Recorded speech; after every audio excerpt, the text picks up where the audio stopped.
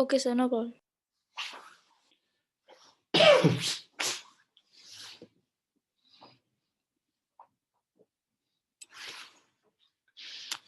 So हम लोग को ये मैकेनिकल प्रॉपर्टीज ऑफ फ्लूइड्स कर रहे थे. पॉइजन्स फार्मूला से हम लोग को स्टार्ट करना था. उसके बाद हम लोग आज surface energy, surface tension, surface energy और ये सब चीज आज की क्लास में करेंगे. ठीक है.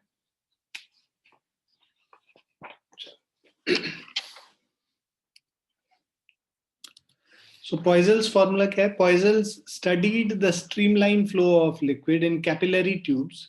He found that if a pressure difference P is maintained across the two ends of a capillary tube of length L and radius R, then the volume of liquid coming out of the tube per second is directly proportional to the pressure difference. तो basically ये Poiseuille's formula ना Ohm's law के जैसा ही कुछ है ना. जैसे वहाँ current flow करता है, यहाँ पे water flow करेगा और वही सारी चीजें हम लोग लेंगे. देखो ये जो volume of liquid flowing out of the tube per second, ये जैसे वहां करंट होता था वैसे ही ये होगा. So volume of liquid flowing out of the tube, इसको क्यू से रिप्रेजेंट करते हैं. So Q is equal to, is directly proportional to the pressure difference P. ठीक है. एंड उसके अलावा directly proportional to the fourth power of the radius of the capillary tube. ये जो रेडियस है इस कैपिलरी ट्यूब का आर, उसके फोर्थ पावर पे डायरेक्टली प्रोपोर्शनल है. ठीक है. Directly proportional to R4, directly proportional to pressure difference, inversely proportional to coefficient of viscosity eta of the liquid, inversely proportional to length of the capillary tube. इन सबको combine कर देंगे तो V, जो volume of liquid coming out of the tube per second, मान लो हाँ V से हम represent कर रहे हैं, है ना. Rate of flow of liquid Q से भी रिप्रेजेंट करते हैं. तो V अगर volume of liquid flowing out per second है, is directly proportional to PR4 by eta L. अब प्रोपोर्शनैलिटी साइन को जब इक्वालिटी साइन से रिप्लेस कर देंगे तो V is equal to K times PR4 by eta L. ये हमारा वैल्यू हो गया. अब K का वैल्यू हम लोग निकालते हैं, जो कांस्टेंट है वो पाई बाय 8 के बराबर आता है. तो ये पॉइजल्स इक्वेशन कहलाता है. V is equal to pi into PR4 by 8 eta L. So this is Poiseuille's equation, which gives you the rate of flow of liquid या volume of liquid flowing out of the tube per second is equal to pi by 8, the constant, into P, pressure difference, radius raised to the power 4 divided by coefficient of viscosity into length of the capillary tube. तो ये Poiseuille's equation हो गया. ठीक है. Now assumptions used in the derivative of Poiseuille's formula. तो पहला assumption, the flow of the liquid is steady and parallel to the axis of the tube. And a flow of liquid is steady and it is parallel to the axis of the tube. Second, the pressure is constant over any cross section of the tube. मतलब यहाँ पे इस पूरे cross section में pressure same होगा. यहाँ पे अगर देखना है, यहाँ देखना है, यहाँ देखना है, तो हर पॉइंट पे यहाँ पे प्रेशर सेम होगा. तीसरा, the liquid velocity is zero at the walls of the tube and increases towards the axis of the tube. तो आप देखो wall of the tube पे zero होगा और जैसे जैसे axis के तरफ जाएंगे liquid का velocity increase करता जाएगा. The tube is held horizontal so that gravity does not influence the flow of liquid. है ना. तो इसको जो ट्यूब है उसको हम horizontally place करके रखते हैं. ठीक है. So tube is held horizontal so that gravity does not influence the flow of liquid. Now, this is Poiseuille's formula for the flow of liquid through a capillary tube. This equation also can be written as Q is equal to P upon R, right? तो ये जो हम लोग flow of liquid कह रहे थे ना, यहाँ पे ये V से represented था, हम लोग यहाँ Q से देखो represent कर रहे हैं. तो volume of liquid flowing per second is equal to P upon R. Pressure difference देखो हम लोग I is equal to V by R करते थे Ohm's law में, है ना. तो वही सेम चीज है यहाँ पे. Flow of liquid per second Q is equal to P, pressure difference, divided by resistance offered.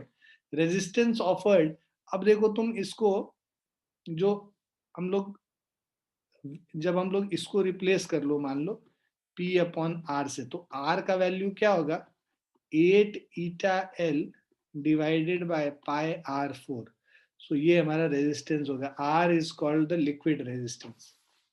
Clear है बच्चों? Yes sir. हम लोग उसको उस फॉर्म में लिखने की कोशिश कर रहे हैं, V is equal to I R वाला जो था उससे रेजिस्टेंस निकाल रहे हैं, तो उसी फॉर्म में हम इसको लिखने की कोशिश कर रहे हैं। उसका यूज होगा, इसीलिए हम लोग मतलब why we are writing it we will see here.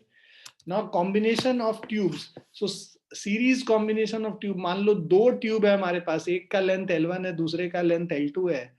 So when two tubes of length L1 and L2, radius R1 and R2 are connected in series across a pressure difference P, right?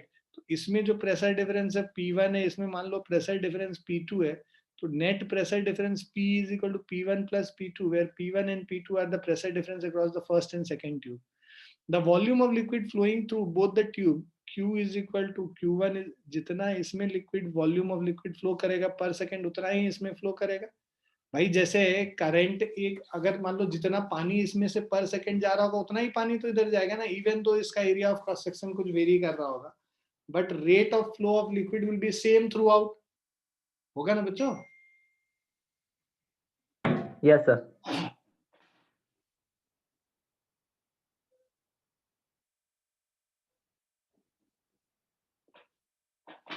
So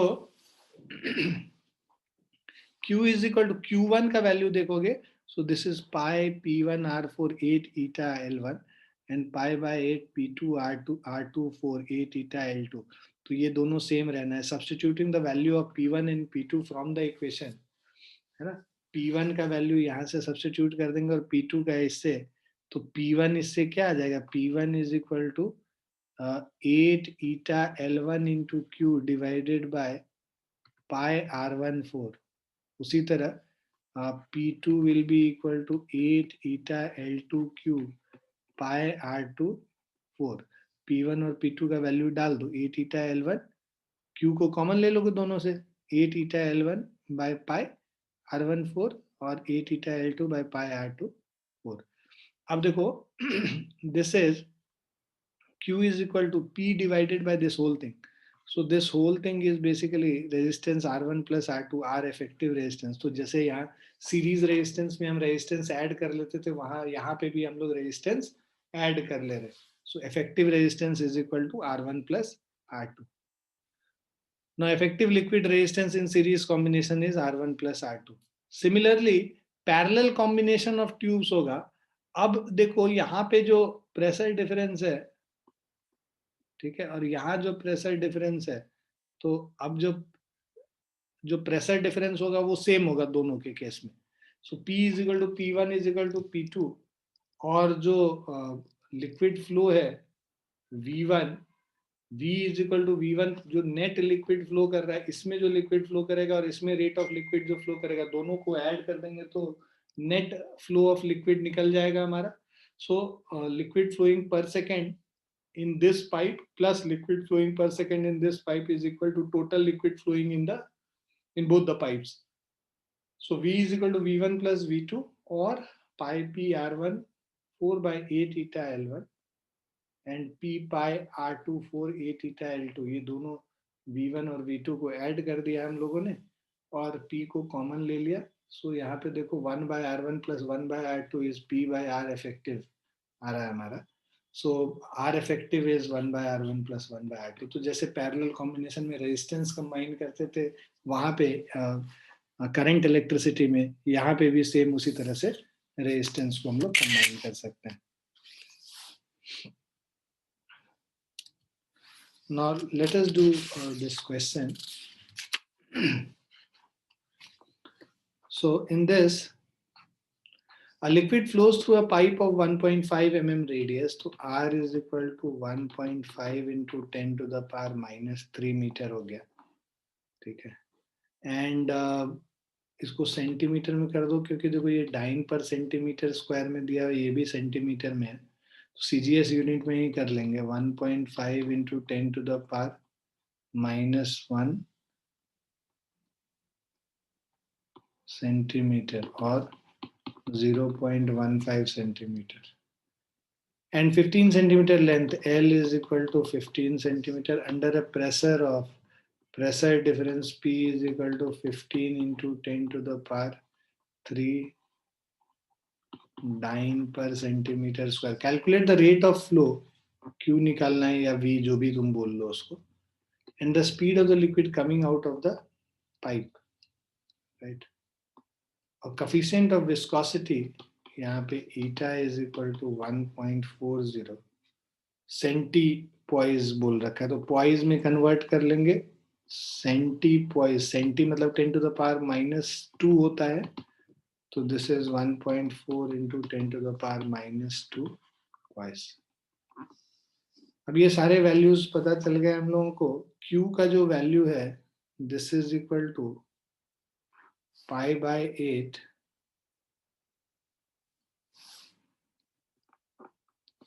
so Q is equal to π/8 PR4 by 8. Put the values. This is equal to 3.14, P का value 15 into 10 to the power 3, R4 0.15 raised to the power 4 by 8 into 1.4 10 to the power -2 into L is 15 centimeter.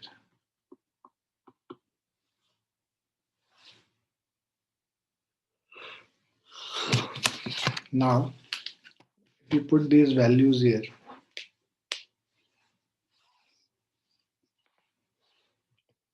Three point 1.4 and 2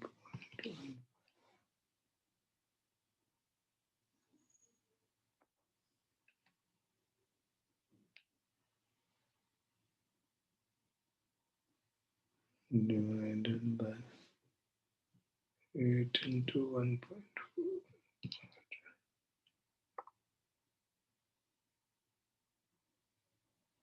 1.4 10 to the -4 plus 3. 14.19. So this is 14.19 centimeter cube per second. तो ये rate of flow पता चल गया। हम लोग को speed भी निकालना है, तो Q is equal to A into V, area of cross section into speed होता है। So speed V is equal to Q by A। So Q is 14.19 centimetre cube per second by area को हम लोग निकाल लेंगे 3.140.15 whole square.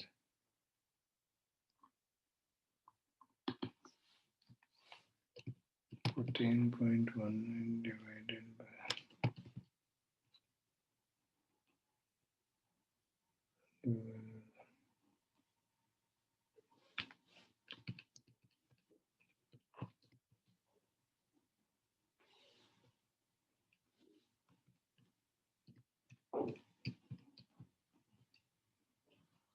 4.5.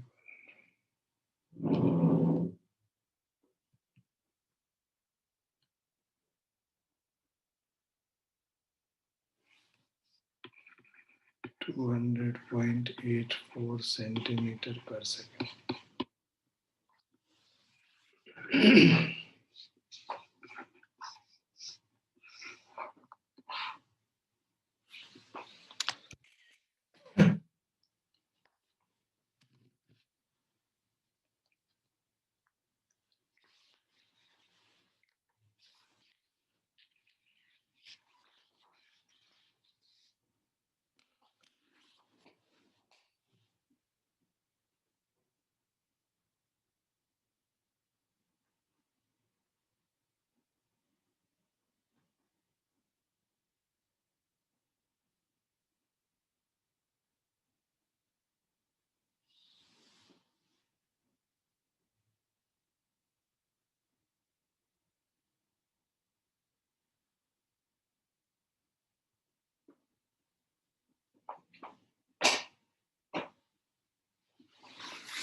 Clear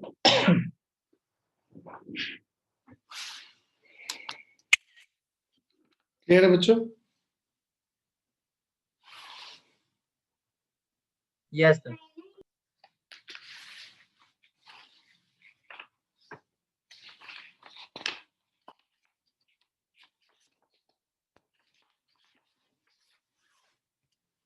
Now surface tension.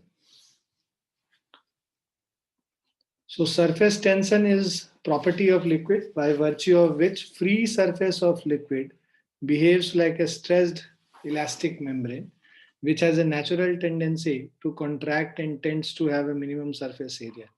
ठीक है, तो ये जो हमारा जो surface tension है, that is that property of liquid by virtue of which free surface of liquid behaves like a stressed elastic membrane है ना. So जो free surface है, it will work as a stressed elastic membrane और उसका tendency क्या होगा, smallest area achieve करने का, minimum surface area achieve करने का. So इसीलिए जो ड्रॉप ऑफ लिक्विड है वो स्फेरिकल शेप में आने की कोशिश करता है. तो liquid drop acquires spherical shape. Examples of surface tension हम लोग देख रहे हैं. तो liquid drop acquires spherical shape due to surface tension, है ना. So for a given volume sphere has minimum surface area, so surface tension causes free surface to contract and acquire minimum surface area. Second है, hair of shaving brush, painting brush when dipped in water spread out, but as soon as it is taken out, its hair sticks together. ठीक है, again minimum surface area achieve करना चाहेगा. When in water the bristles spread because the force acting on them are equal. When brush is taken out of water, the water surface on them tends to occupy minimum surface area and pulls the bristles together. Some simple evidence of surface tension: a piece of stone can be of random shape because solids don't have surface tension, but a piece of water, that is water drop, is in spherical shape. Since there is tension in surface of water, so the water surface act like a tight membrane, tight bag. To minimize its surface area, the water drop takes spherical shape. For small drop, gravitational pressure rho gh is negligible, so the small drop is almost spherical. But in big drop, gravitational pressure is considerable, so the big drop has oval shape. Now, if we put a needle very slowly on the water surface, it will float on the surface as if it were put on a tight membrane. Now, this also proves that there is a tension in the liquid surface due to which it acts like a tight membrane.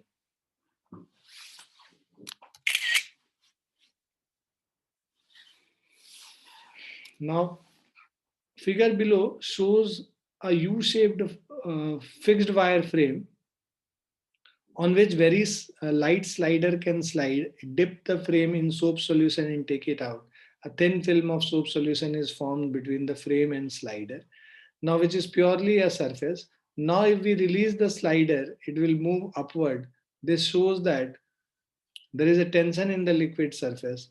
The liquid surface applied tension force on the slider in contact, due to which the slider tried to move upward. To keep the slider in equilibrium, we have to hang some weight, which is very close example. This is very close example. From this, we can measure surface tension force. Now, free surface of liquid. So surface of liquid which is in air or gas is called free surface. Consider a container containing some liquid. Now, surfaces of liquid which are in contact with walls or base of the container are not free surfaces. Only upper surface exposed to air is the free surface. Okay. Now, drop has one free surface, outer only, exposed to air. तो जो water drop है उसमें एक ही free surface होगा, outer surface. ठीक है,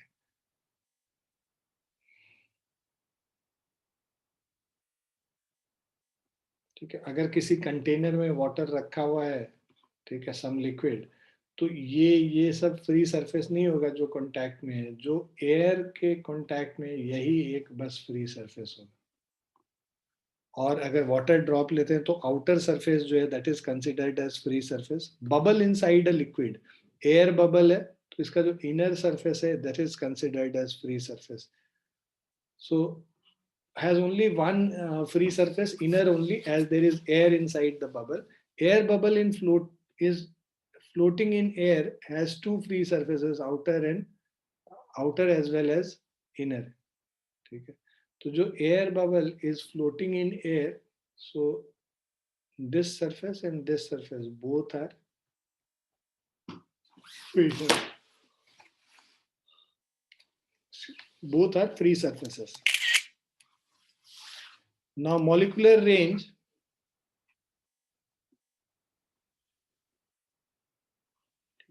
So molecular range is the distance up to which molecule can exert appreciable force on other molecules or can feel force by other molecules. Now, phenomena of surface tension can be explained on the basis of intermolecular forces. So, if the distance between two molecules is less than molecular range, that is 10 to the power minus 9 meter, then they attract each other. But if distance is more than this, then the attraction becomes negligible. Now, sphere of influence, if a sphere of radius r with a molecule as center is drawn, then only those molecules which are enclosed within this sphere can attract or be attracted by the molecules at the center of the sphere. This sphere is called sphere of influence. Now surface film. Okay. So region between free surface and imaginary surface at a distance r from the free surface is called surface film. Okay. So as shown in the figure below, region between free surface and xy plane parallel to free surface at distance r is surface film. Now theory of surface tension. So in order to understand the tension acting in free surface of a liquid, let us consider four liquid molecules A, B, C and D along with their sphere of influence. तो एक यहाँ पे है, दूसरा यहाँ पे है, तीसरा यहाँ पे है और चौथा यहाँ पे है ना, sphere of influence के साथ बताया हुआ. Now refer figure above. Sphere A is completely inside the liquid. पूरा लिक्विड के अंदर है ये पूरा स्फीयर. ठीक है. So molecule is attracted equally in all direction, hence resultant force is equal to 0. यहाँ पे molecule is attracted equally in all the directions. Sphere of molecule B is just below liquid surface and resultant intermolecular force on it is also 0 again. पूरा liquid के अंदर है. सी वाला जो है ये इतना था लिक्विड के अंदर है और ये पोर्शन लिक्विड के बाहर है. डी वाले में जितना लिक्विड के अंदर है उतना ही लिक्विड के बाहर है. इससे so the molecule C, which is a little below the liquid surface, is more attracted downwards due to excess of molecules downward. Hence the resultant force on it act downward.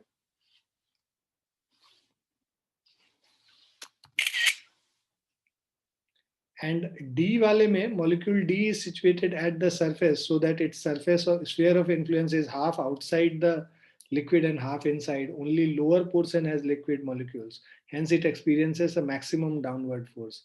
By looking at B, C and D, we can conclude that all molecules in surface film experiences net downward cohesive force. So when the surface area of liquid is increased, molecules from the interior of the liquid rise to the surface. As these molecules reach near the surface, work is done against the downward cohesive force. This work is stored in the molecules in surface film in the form of elastic potential energy. Note that we are not talking about gravitational potential energy. Thus, the potential energy of the molecules lying in the surface film is greater than that of the molecules in the interior of the liquid. So a system is in stable equilibrium when its potential energy is minimum. In order to have minimum potential energy, the liquid surface tends to have minimum number of molecules in it. So to have minimum number of molecules, surface tends to contract to a minimum possible area. This tendency is exhibited as surface tension. ठीक है. तो इसी की वजह से surface tension होता है. Minimum surface area acquire करना है उसको, है ना. तो that results in surface tension. अब surface energy क्या है? When surface area of liquid is increased, molecules from the interior of the liquid rise to the surface. Now, for this, work is done against the downward cohesive force. So the molecules in the surface have some additional energy due to their position. This additional energy per unit area of the surface is called surface energy. So delta W is work done in forming new free surface of area delta A. Surface energy is given by.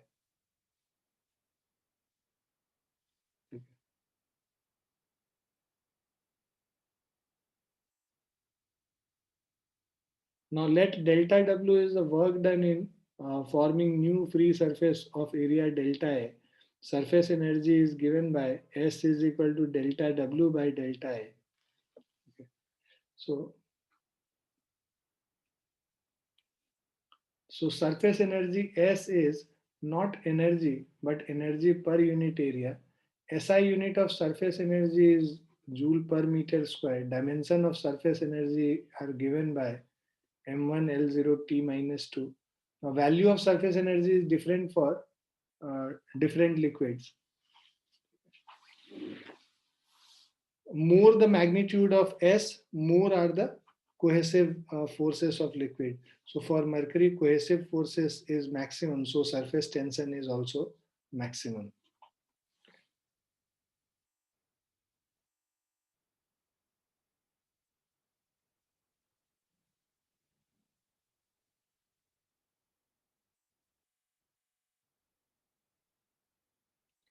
Now coefficient of surface tension. So coefficient of surface tension sigma. So coefficient of surface tension of liquid is defined as the force per unit length in plane of the liquid surface acting at right angles on either side of an imaginary line drawn in the surface. तो एक surface पे ये line है, तो ये जो force इधर लग रहा है ये imaginary line पे, so that is force per unit length gives you coefficient of surface tension. Now, as shown in the figure below, imagine a line AB drawn on the liquid surface. ये मान लो पूरा liquid surface है, उस पे हमने एक line AB बना लिया. Drawn on the liquid surface, which is acting like a stressed membrane. This line divides the surface in two parts, namely part 1 and part 2. Note that molecules of part 1 exert force on part 2 and vice versa. Let F be the total force acting by part 1 on part 2 in direction perpendicular to line length L. So coefficient of surface tension sigma is F by L.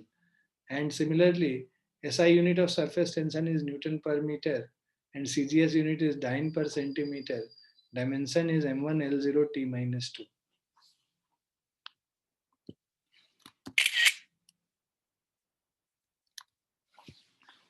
Now in this example, now figure shows the container of radius R, okay, filled with water. Consider an imaginary diametric line dividing the surface in two parts.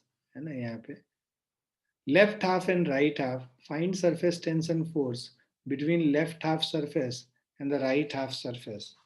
So यहाँ पे let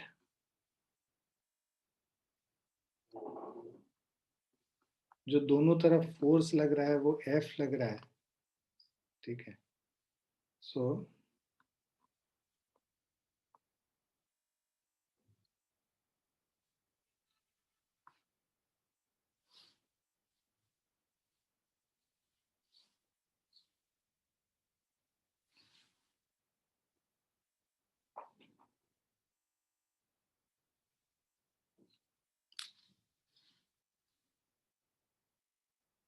surface tension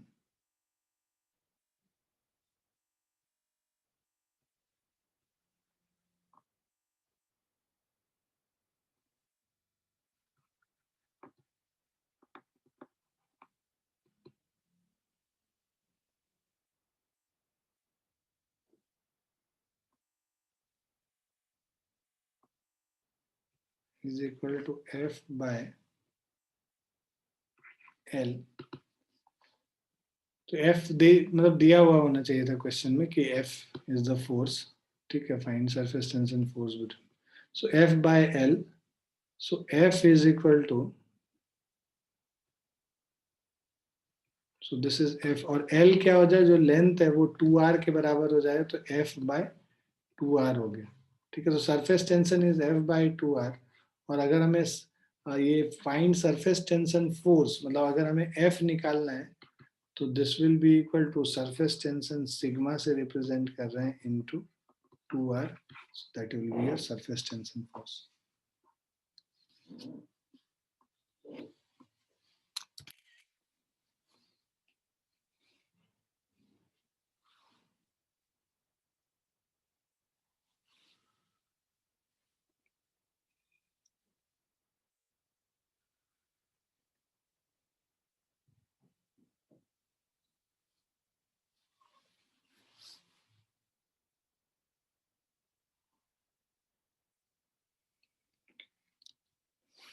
Now in this question, between a frame and a light slider, a thin film of soap solution is made whose length is x and width is y.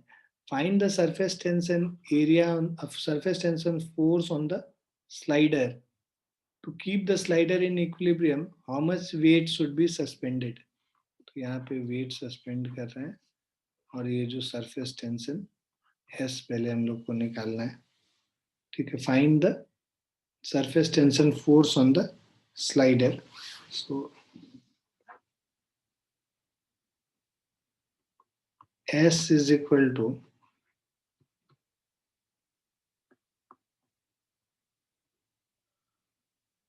surface tension S will be equal to force F. So ये तो मान लो force F से ऊपर खींच रहा है, surface tension S है, S is equal to F upon L हो जाएगा, तो F upon X, sorry, length दे रखा है, so F is equal to S into X हो जाएगा फर्स्ट। ठीक है,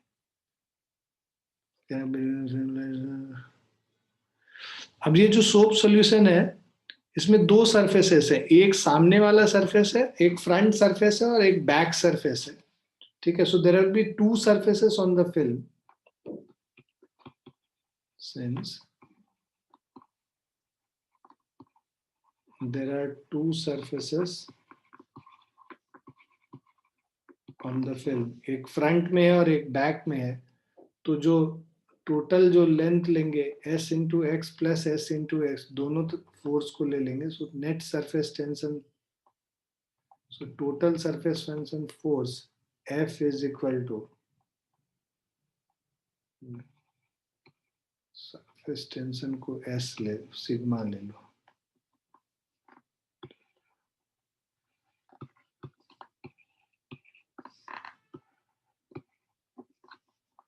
So there are two surfaces on the film, so net force will be equal to sigma into 2x. ठीक है, दोनों तरफ या 2 times sigma into x. ठीक है, so net force is this much, surface tension force, और equilibrium में basically ये mg के बराबर होगा, so F is equal to mg, so that is हमें निकालना how much weight should be suspended, so mg is equal to 2 sigma into x, so this is the weight which needs to be suspended. weight पूछा है, ठीक है, तो w हमारे 2, अगर मास पूछेगा तो 2 sigma x divided by g ऐसे करके निकाल।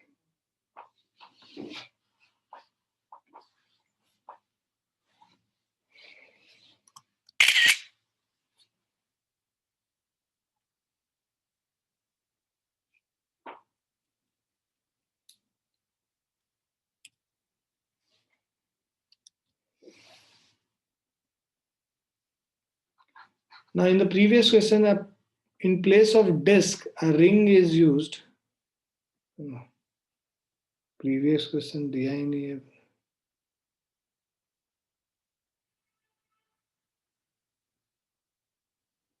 चलो कोई नहीं, यहाँ पे हम लोग इसको भूल जाओ। एक रिंग है, एक तरफ लगा हुआ है, और दूसरे तरफ ये मास है. सो अच्छा, हाउ मच एक्स्ट्रा मास पूछा है ना. पहले डिस्क के साथ कितना मास है वो निकालना पड़ेगा और उसके बाद फिर निकालना पड़ेगा एक्स्ट्रा मास.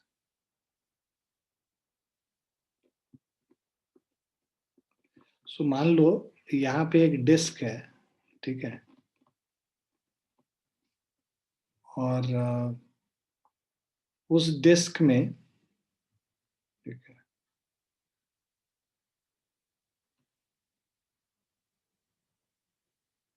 जो सरफेस एरिया इसके कांटेक्ट में है, right, so that will be equal to 2 pi r1 only, right. So this is the 2 pi r1. छोड़ दो, इसमें वैल्यूज ही नहीं पता हम लोग को. क्वेश्चन अगर सही से रहता तो फिर हम लोग कर सकते थे. Let leave this question.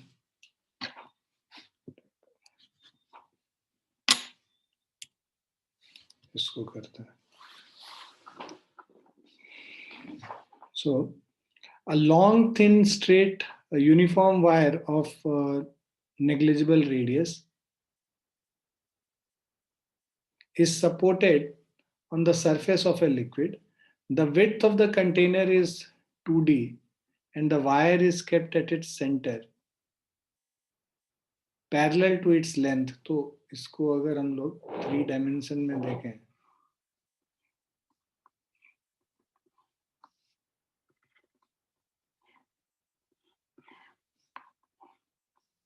तो इस तरह से दिस इज 2D, ठीक है, और इस लेंथ के अबाउट एक वायर रखा हुआ है. अब ये सरफेस टेंशन के वजह से it will float here, right. So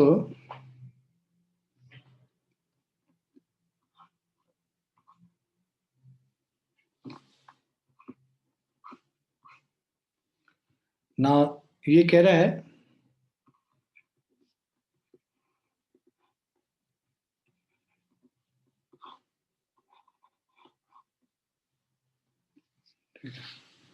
the width of the container is 2D and the wire is kept at its center parallel to its length.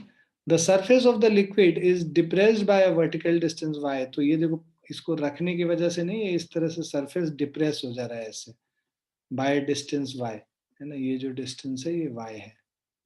Y is very less than d at the center as shown in the figure. Now if the wire has 1 per unit length, mass 1 per unit length, what is the surface tension of the liquid? Ignore end effects. तो basically क्या है कि मान लो ये पूरा है, इस पे जो फोर्स लग रहा है नीचे के तरफ मान लो mg लग रहा है, और जो सरफेस टेंशंस हैं वो इस डायरेक्शन में और इस डायरेक्शन में सरफेस टेंशन लगेगा. सरफेस टेंशन का 2 कंपोनेंट होगा. एक ये जो मान लो थीटा है तो ये हो गया टी कॉस थीटा, और इधर वाला जो टी कॉस थीटा है ये दोनों एक दूसरे को बैलेंस करेगा. और यहाँ पे twice of T sine theta जो है वो एम जी को बैलेंस करेगा. सो जो नेट फोर्स लग रहा है दिस इज इक्वल टू जो इसका लेंथ होगा, तो लेंथ तो एल है, तो 2 surface tension into, so twice of T L, 2 sine T sine theta into L कर रहे हैं, तो twice of T L sine theta. This is the net force in the upward direction, ठीक है. 2t sine theta into length L, है ना. ये जो जितना लेंथ एल होगा वो निकाल रहे हैं. Surface tension force by L होता है, so F is equal to surface tension into L कर लेंगे, so 2t sine theta into L कर लिया, so 2t into L sine theta. This is the net force in upward direction is equal to mg. ये balance करेगा mg को. So this is equal to mg.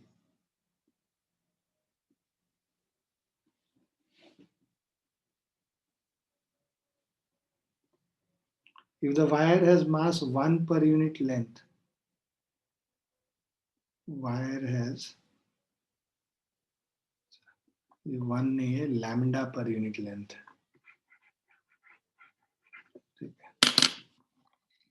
Wire has mass per unit length इसका lambda हो गया, ठीक है। अगर मास per unit lambda है तो मास क्या हो जाएगा, लैम्डा इंटू एल इंटू जी हो जाएगा, ठीक है। अब ये दोनों तरफ एल और एल कैंसिल हो गया, हम लोगों को निकालना है surface tension of the liquid, T is equal to lambda G by 2 sine theta, ठीक है। और देखो sine theta is because sine theta जो होगा यहाँ पे परपेंडिकुलर बाय हाइपोटेनस हो गया, सो ये जो परपेंडिकुलर है y है, ठीक है, y by sine theta is approximately equal to tan theta is equal to y by D, ठीक है।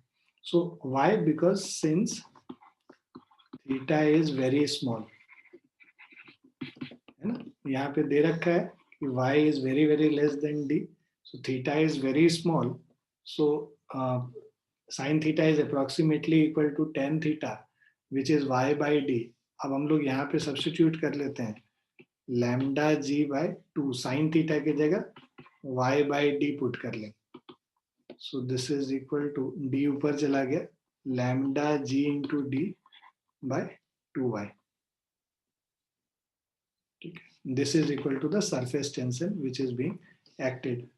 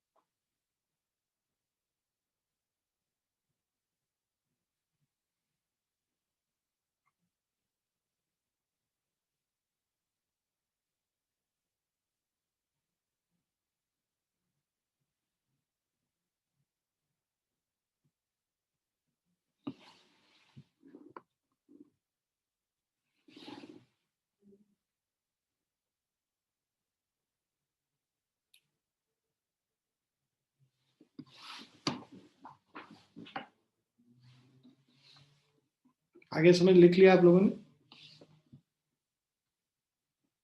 Yes, sir.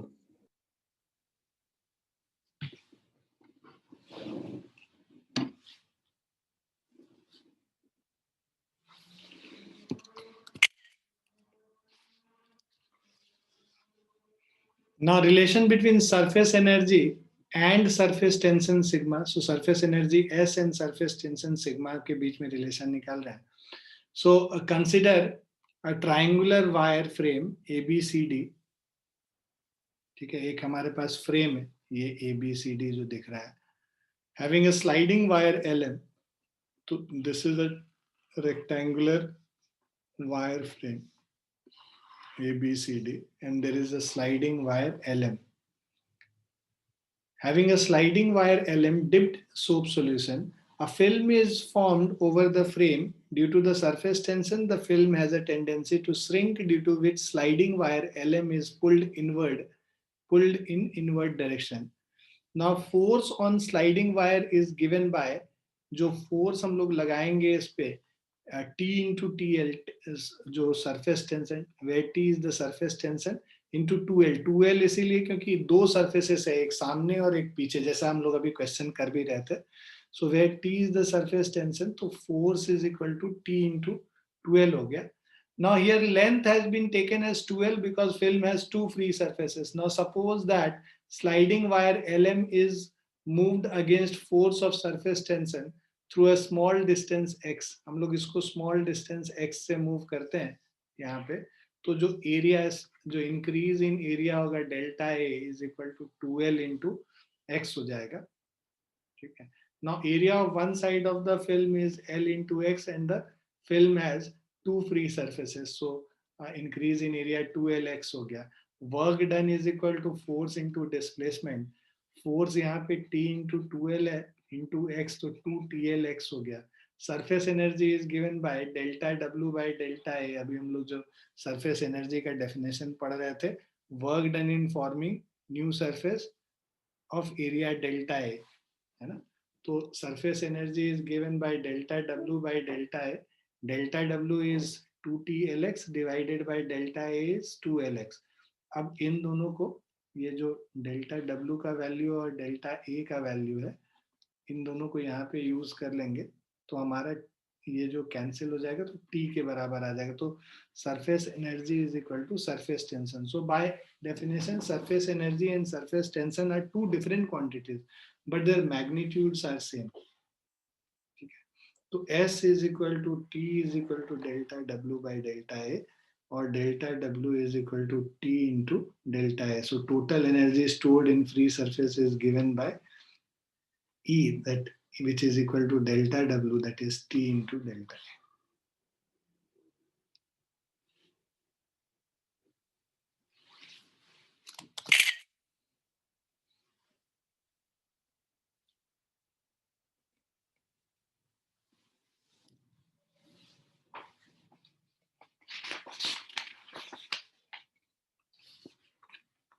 Now in this question, there is a horizontal film of soap solution. ठीक है.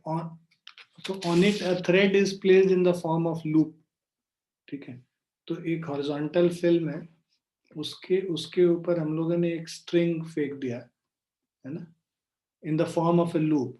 The film is pierced inside the loop and the thread becomes a circular loop. इसको हम लोगों ने, अब जब फिल्म फॉर्म हो गया, अब यहाँ पे हमने पियर्स कर लिया, प्रिक कर दिया इसको. पियर्स करने से ये पूरा क्या है, एक सर्कुलर लूप बन जाएगा क्योंकि लिक्विड अब इसको बाहर की तरफ खींचेगा, है ना. इनिशियली इंटरनल और एक्सटर्नल सरफेस टेंशन बराबर थे, बाद में यहाँ पे ये प्रिक कर दिया तो जो एक्सटर्नल सरफेस टेंशन है इसको बाहर की तरफ पुल करेगा और सर्कुलर शेप लेके आ जाएगा. So becomes a circular loop of radius r. इसका जो रेडियस r हो गया. If the surface tension of the loop be T, then what will be the tension in the thread? So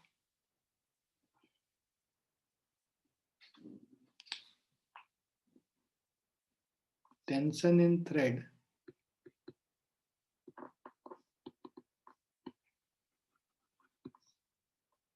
T, ठीक है, force F upon this length is equal to surface tension. तो surface tension है हमारा T और जो total length circumference का 2 pi r हो जाएगा, तो T into 2 pi r will give you the tension in the thread. तो T into 2 pi r option 3 हो गया.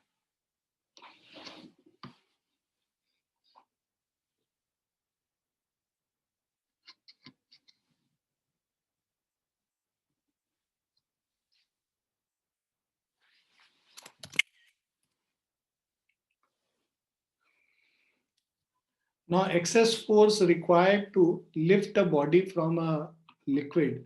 So when any needle floats on the liquid surface, then 2T into lambda sine theta is equal to mg.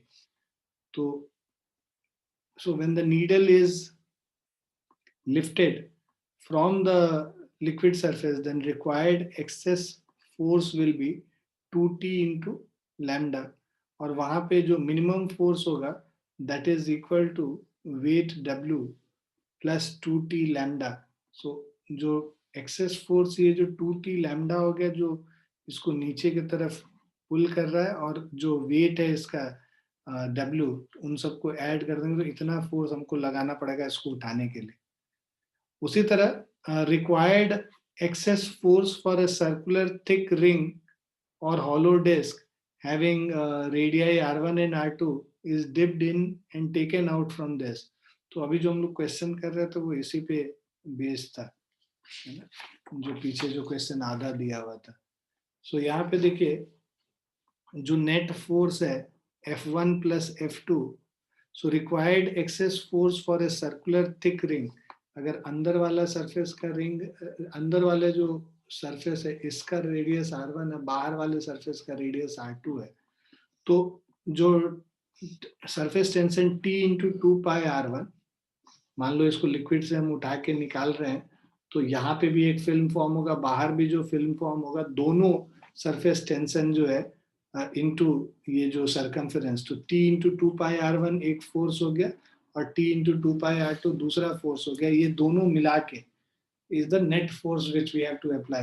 So this is T into 2πr1 plus T into 2πr2, दोनों को add कर दिया, so 2πt common लेके r1 plus r2 is equal to the force. Now if there is a ring or circular frame, then F into, है ना, पतला सा अगर रिंग है तो उस केस में क्या हो जाएगा, अंदर का रेडियस बाहर का रेडियस दोनों r ही ले लेते हैं, तो 2πt इंटू 2r 4πrt हो गया हमारा जो फोर्स हम लोग को अप्लाई करना पड़ेगा to take it out from the ring. और if there is a circular plate, right, और डिस्क और कॉइन, तो F is equal to 2πrt. Square frame है तो देखो 4a इधर और 4a पीछे की तरफ, तो 8at हो गया. और if there is a square plate, ठीक है ना, स्क्वायर फ्रेम है, स्क्वायर फ्रेम तो एक सरफेस ये भी होगा, दूसरा सरफेस इधर, तो दोनों सरफेस को हम लोग कंसिडर करेंगे, अंदर बाहर दोनों. और अगर प्लेट है तो बस बाहर वाला सरफेस कंसिडर करेंगे, तो 4at हो जाएगा. सो यहाँ पे फोर्स 4at है, यहाँ पे 8at है, यहाँ 2πrt है, और इसके जो प्रीवियस वाला जो था इसमें 4πrt है.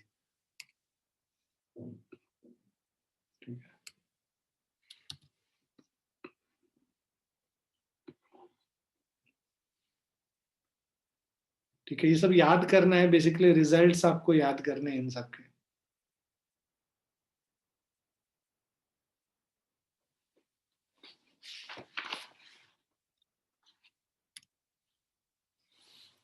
Now 74th example, what is the surface energy of a soap bubble of radius r? तो सोप बबल का जो सरफेस एनर्जी हम लोग निकालेंगे, E इज इक्वल टू, तो जो सरफेस एनर्जी का हमारा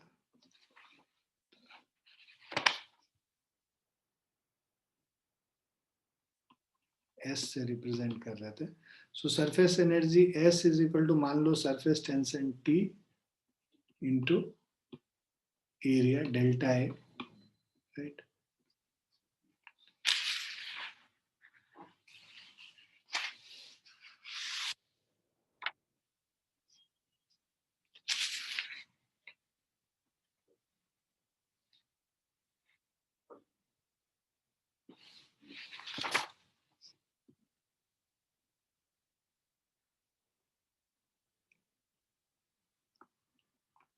सो यहाँ पे T इंटू सोप बबल है 4πr², ठीक है. और जब सोप बबल लेते हैं, राइट, तो उसमें बाहर और अंदर दोनों सरफेसेस को हम लोग कंसिडर करते हैं. सो इनर सरफेस और outer surface both will consider, तो दो सरफेस एरिया हो गया, 2 इंटू 4πr², दो सरफेसेस हो गया. So this will be equal to 8πr² into T.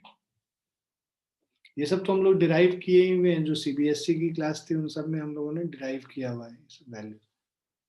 तो डायरेक्टली भी लिख सकते हो उस डेरिवेशन से, सोप बबल का क्या होगा सरफेस एनर्जी.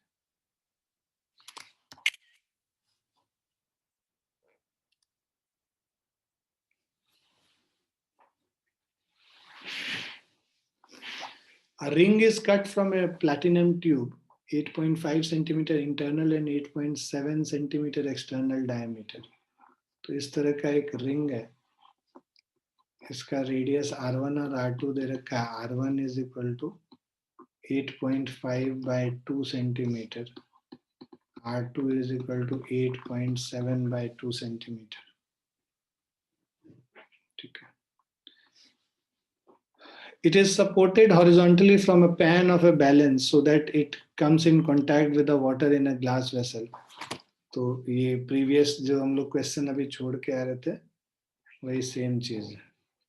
कि this is supported by a pan of a balance, दूसरे तरफ जो पैन में हम लोग कुछ वेट डाल रखे, ठीक है। What is the surface tension of water if an extra 3.97 gram weight is required to pull it away from the water? तो यहाँ पे अगर water से pull it, we have to pull it away, तो we have to extra force हमें लगाना पड़ेगा, 3.97 ग्राम डालना पड़ेगा, और इसमें G का वैल्यू वेट 980 कर लेंगे। सो इतना डाइंस लग रहा है इस डायरेक्शन में, और force due to surface tension जो होगा ये हम लोग ऑलरेडी निकाल चुके हैं, F due to surface tension, F is equal to 2 pi T R1 मतलब प्लस R2, तो basically 2 pi T into R1 plus 2 pi T into R2, बाहर और आउटर सरफेस दोनों के लिए। सो ये दोनों अगर पैन को बैलेंस रखना है तो ये दोनों इक्वल होने होंगे, so that means 2 pi R1, so 2 pi into t, 8.5 by 2 मतलब 4.25, 8.7 by 2 मतलब 4.35 is equal to 3.97 into 980। अब हम लोग को सरफेस टेंशन निकालना है,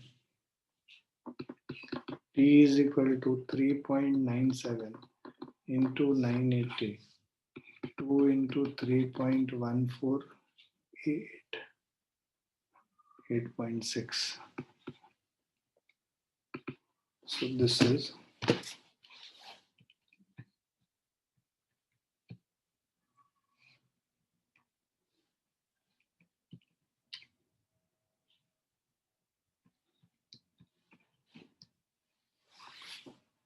so this is 72.03 dying per centimeter. This is the surface tension required. Clear बच्चों?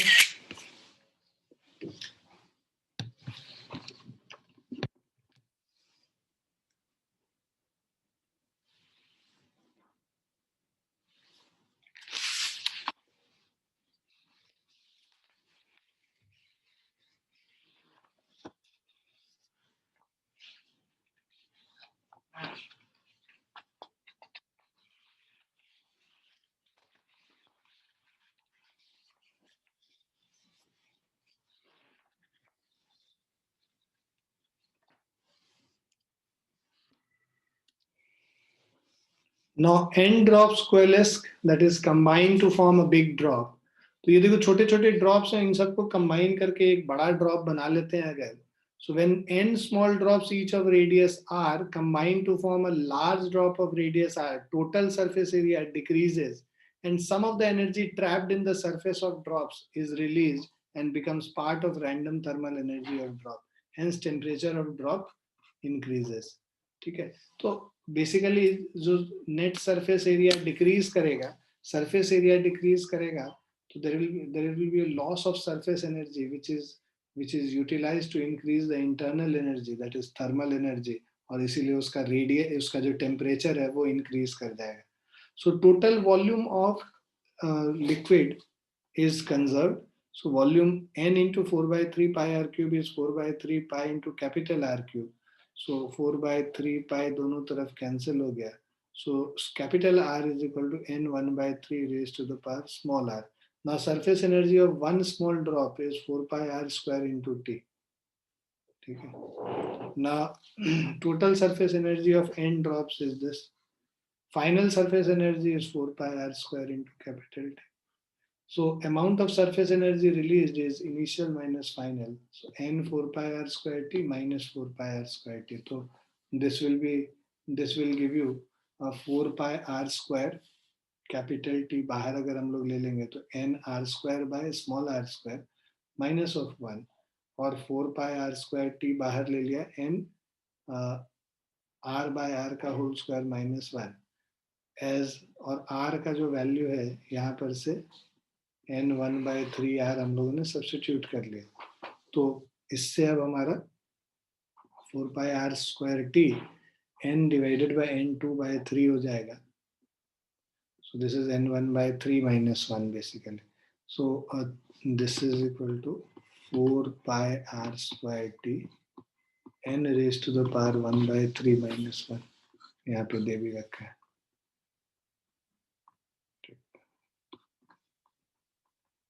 So delta E or work is this. So 4 pi r square t, capital R by small r minus 1.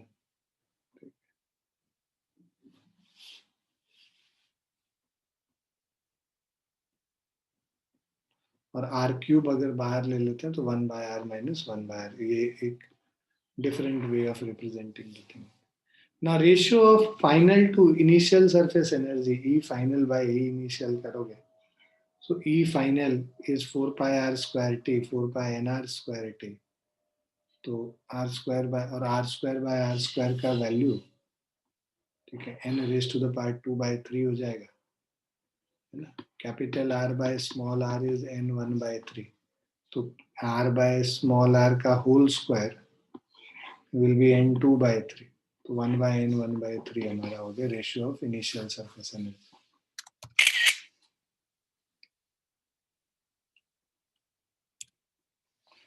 उसके अलावा the fraction of surface energy loss that is released delta E by E initial. So 1 minus 1 n1 by 3 percentage surface energy loss इसको 100 से multiply करेंगे.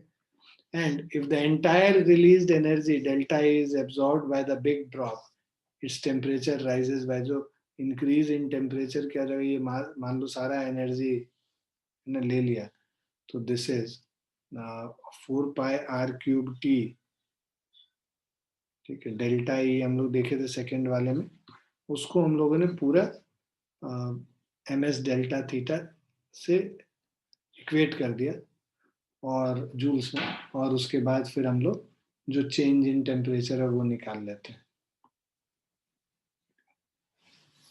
उसके अलावा when tiny drops coalesce, that is combined to form a big drop, then surface area decreases, which leads to release in surface energy in the form of heat. Temperature of the drop increases. When a big drop splits into tiny drops, then surface area increases and a random energy of molecular vibration is trapped in the form of surface energy. This leads to cooling of drops. So जब एक drop कई छोटे drop में बटेगा तो opposite होगा, it will lead to cooling of the drops. ठीक है.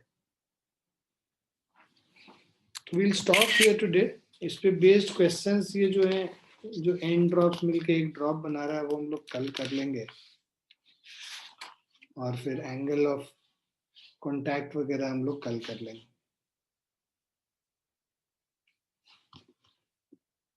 Let me wait. I'll do one question. एक क्वेश्चन कर ही लेते हैं, इसको फिनिश करते हैं,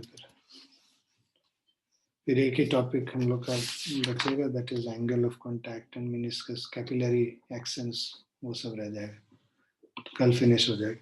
चलिए. Water drop of radius 10 to the power -2 metre is broken into 1000 equal drops. तो एक बड़ा ड्रॉप जो है ना, जिसका radius 10 to the power -2 metre है, मतलब 1 सेंटीमीटर रेडियस हो गया, है ना. It is broken down into 1000 equal drops. So n is equal to 1000 small drops हो गया, ठीक है. Now calculate the gain in surface energy. Surface tension of water is given as T is equal to 0.075 Newton per meter. तो gain in surface energy हम लोग को निकालना है ना. So जो फॉर्मूला था हमारा,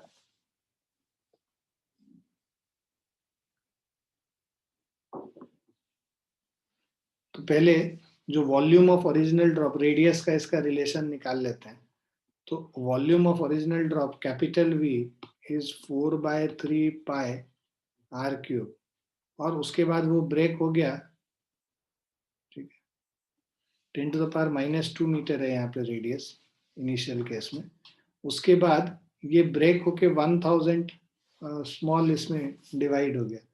So this is also equal to 4 by 3 pi into small r cube into 1000. ठीक है, so 4/3 pi cancel हो गया, r cube मतलब 10 to the power minus 2, 10 to the power minus 2 का whole cube is equal to 1000 into r cube, 10 to the power minus 6 और ये भी आ जाएगा तो 10 to the power minus 9 is equal to r cube is equal to 10 to the power minus 3. Small r is equal to 10 to the power minus 3. Now,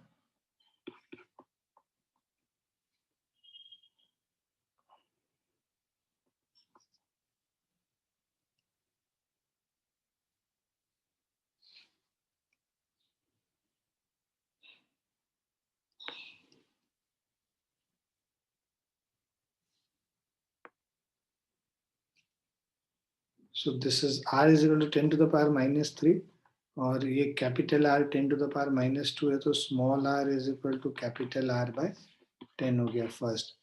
Now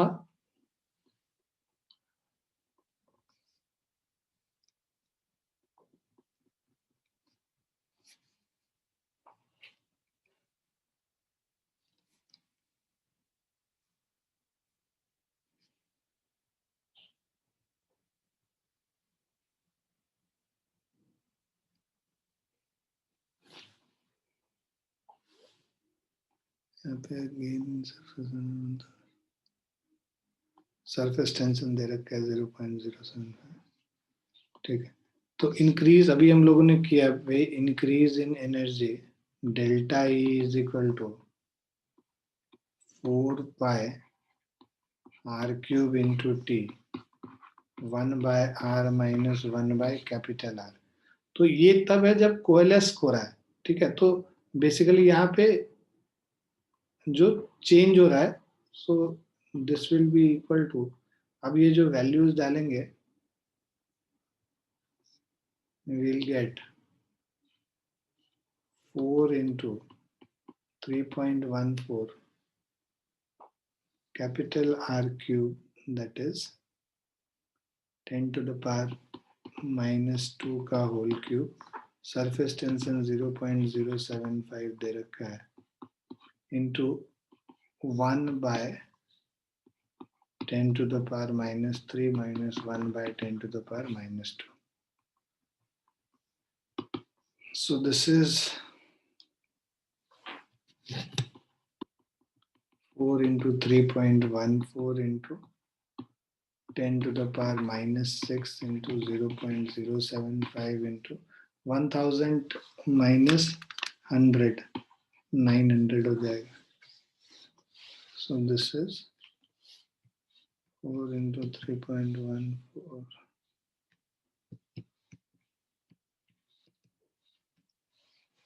847.8.478. 8.478 10 to the power minus 4. So this is gain in surface energy. Clear है बच्चों? Yes, sir.